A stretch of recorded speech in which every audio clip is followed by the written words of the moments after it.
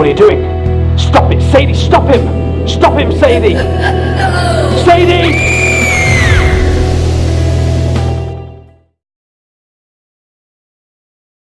Well, I hadn't had a massive amount of producing experience. I directed a few things sort of uni, theatre-wise, and I'd been filmmaking since I was 15, and I'd say I'm a self-taught filmmaker, director. Started writing when I was, well, since I was old enough to pick up a pen, probably, so that's one of those things that have kind of developed. I suppose the most significant thing I've done from a writing point of view is working on Sooty, as in Sooty and Sweep, the children's show. And writing in all my spare time, anytime I had an idea, write it down, try to do something with it, normally make it into a small film on YouTube or whatever. That's probably sums up my previous producing, directing and writing experience to date. The original idea for Life On Earth Retold probably came from, I'd always wondered about things like our emotion, things like depression and people who suffer with depression and those kind of strong feelings. I think all of us at some point have defining moments in our lives that have informed who we are today. And I'd wondered what would happen if our memories of those moments changed slightly. Would we still be the same people in the present day? So that was the first idea that I kind of latched onto. Also, the idea of sleep paralysis was a completely different thing. It's a medical condition when people supposedly wake up in the middle of the night and find themselves unable to move. So they're consciously aware of everything around them and they can't move their physical body.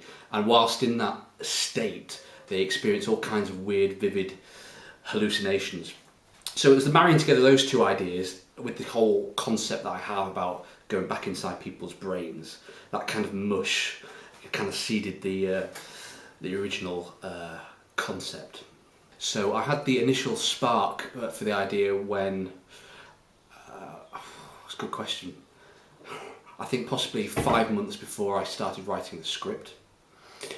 And the script took me about, well, to physically type out, not very long, I think maybe 2 weeks. But the way I write is to sit down in a room on my own in silence and just think and just stare at the walls. And that normally can go anything for a few days to a few weeks. So if you add that onto the script thing, probably a bit longer. Yeah, just sit, think, stare, and I wait till I've got everything ordered in my head and planned. And then when I come to physically type it, it just pours out because it's already sort of arranged in there. So that's the writing process for me. Process for developing the characters and plot, very, very unromantic from my point of view. I'd like to think that I could say I sat in a mood room for several days with pictures and photographs and bits of footage and music to inspire me, and then I had an epiphany and came out, and but unfortunately it was nothing like that at all. Lots of sitting and thinking and wrestling with my brain and scribbling tiny unrelated bits of names, things on a piece of paper that only made sense to me. And then once I was entirely clear in my head, I just banged out the script. That's the proper graft. That's the smoke off the keyboard moment. Very, very unromantic. No mood rooms. You know, no mind diagrams or lovely, beautiful patterns. I wish it was different. I doubt it ever will be. The characters. I think the characters walked fully formed into my head during that whole time of sitting and thinking. I had a very clear image. Obviously I knew Spike because he'd been in some previous films. Spike was the character I played, so I was kind of familiar with him anyway. The other characters were all new. Once you have the original idea for them, I see them immediately in my mind's eye, and I tend to know very instinctively just how they would speak and how they would talk, so that all tends to walk in during the thinking. And when it comes to writing, there are very few moments where I have to sit and think and go, because I just instinctively know. Again, that's a very boring, uninspiring answer. That's just how my brain works. So it all just emerges from the mush that has formed in my brain over the few weeks, and it spews out onto the page. My master plan for saving money when working on a film is to not spend any. I find that very effective, other than when one has to spend money on bus fare and train fare, because I don't have any money to spend on a film, and you know, I wish I did. And the actors in it were lovely, lovely people who were very kindly volunteered to do the work. The crew who worked in it were volunteers. The locations that we used were volunteered to us, because I just went to people with a begging bowl basically and said, please can we film in your house, your home, your theatre, your shop. Because not that I wouldn't want to spend money and pay those people, because I'd dearly, dearly love to if that were possible. And fortunately for me, at my time, it isn't. So as I said, big financial master plan, don't spend any money and hope for the best. It's top tip.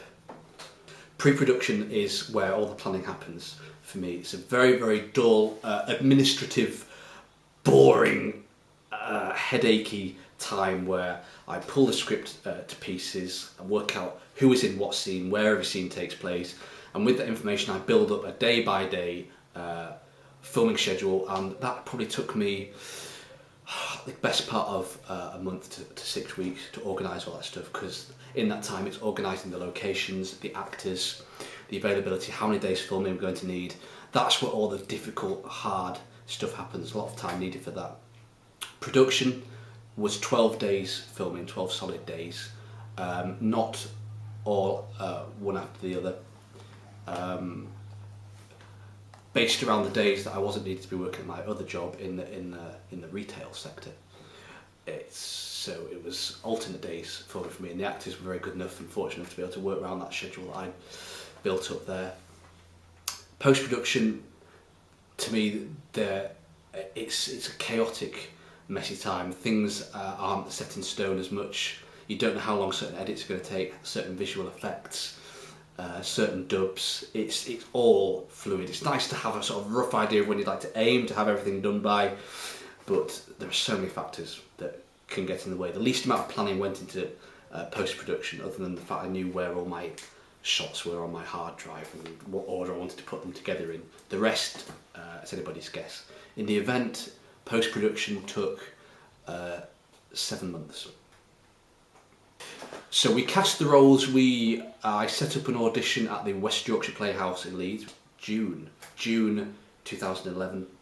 We organised a day, 9 o'clock till 5. In fact, no, I say I contacted the actors. I was fortunate enough that most of the actors contacted me when I put out the call.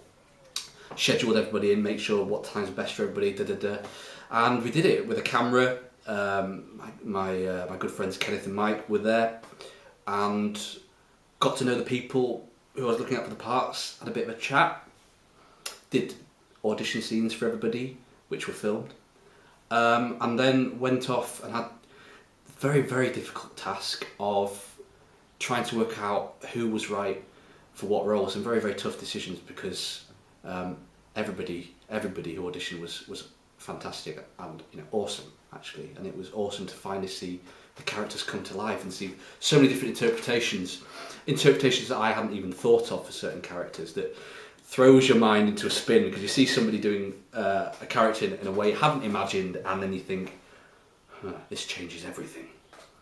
So it was delightful and a little bit painful, but great fun. I never put a plan in place for editing the footage. I do it purely on instinct. I don't sit down at my computer with a plan of what I'm going to achieve. I know I have all this footage sitting on my hard drive, and well, basically I start from the beginning and work forward. Because I was using new programs for the first time, software, visual effects software and an editing software, neither of which I'd used before. It took me a while to get into a rhythm and working out sort of the tricks and things to speed the process up. I decided halfway through that I'd take sections of scenes, so I'd start off with like scenes 1 to 6, and I'd do everything in one go until that block was finished. So by that I mean edit together all the rushes to make coherent scenes, so it's it makes sense, and at the same time put in the visual effects shots that I wanted for that block. I made sure that visually everything in that block was finished and locked and done before moving on to the next block of scenes. And that was something I hadn't planned to do from the off, but it sort of became apparent that would be the best way for me. I don't know if other people do it like that. It worked best for me at that time, working solo as I was.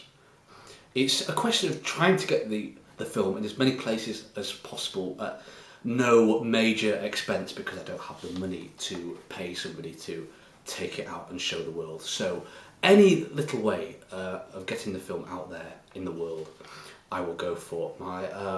I took a copy to Spain recently because a family member has a rental home out there, and so obviously people rent this house, it's got DVDs and stuff there, so I added my DVD to the collection in case anybody wants to watch it. Nothing wrong with that, I don't think. Tell people, everybody who asks and say, would you like to see my film? Most people actually ask me, which is very nice, so I'm not actually forcing my film on people. Anything, ask people in shops, do you fancy just having a couple of these discs in there? I've got a good friend who has a shop locally who's offered to do that, she's very kind. Anyway, networking events, film festivals, screenings, any low cost way, creating awareness for the film, allowing people to watch the film, offering people the chance to buy the film if they'd like to. Those are my initial ideas for distribution that aren't going to cause me to sell my home possessions or body. I think the ideal audience for this film, Life On Earth Retold, probably quite a broad audience, people, men and women, aged from 12, I'd say up to 50 and beyond. I think any good film can reach a broad audience. I guess this film, being a strange sci-fi feature that is, will probably appeal most to sci-fi fans. I doubt whether a non-sci-fi fan would derive the same enjoyment from it as an average Joe or somebody who doesn't normally watch science fiction films. So it'd probably be people who dig science fiction between those ages, but I don't think they are constrained to gender or age really. I think any younger than 12 probably won't be suitable because it deals with quite serious issues like suicide and death and what it means to be human. Those kind of things I don't tend to write about in Sooty, or I don't think they crop up often on the CITV channel. I could be wrong, but I don't think we'll be doing a suicide come meaning of life episode of Sooty anytime soon. So I think that kind of puts the age at 12 and above, and that's what it was classified at as well, as being suitable for 12. So that's who I think the audience for this film is. Sadie! Goodbye, Spike. No, wait, this is not a memory. This didn't happen. This won't happen. Too late. Her mind will die and my spirit will take its place. Her body will be my body and I shall live again. No. Mac? BBFC, who classify these films, the great thing about them is they're incredibly people friendly. It's not intimidating to send their work. They don't say, you know, you're small fry, we don't classify your stuff, darling. Nothing like that. They're very nice, very communicative. Normally when you send an email you get a response very quickly. Any questions, any inquiries, they're very on the ball, they're very quick. They turn the films around very quickly, send them off for classification, and normally by that time the next day they have measured it and put it on the list to be viewed by somebody, and it's normally been classified within a few days. They're incredibly swift, and yeah, very people friendly, nice, a nice team. And it is nice to have a certificate as well, and to think it sort of allows your film to enter that library of other films that have been classified. It sort of makes it real, and it feels kind of nice.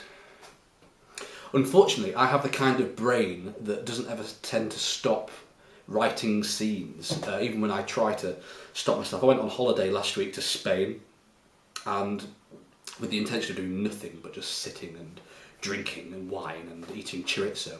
But you find when you just see a street or something you wouldn't normally see, or even an orange grove or something like that, you think, ooh, that would look nice on camera.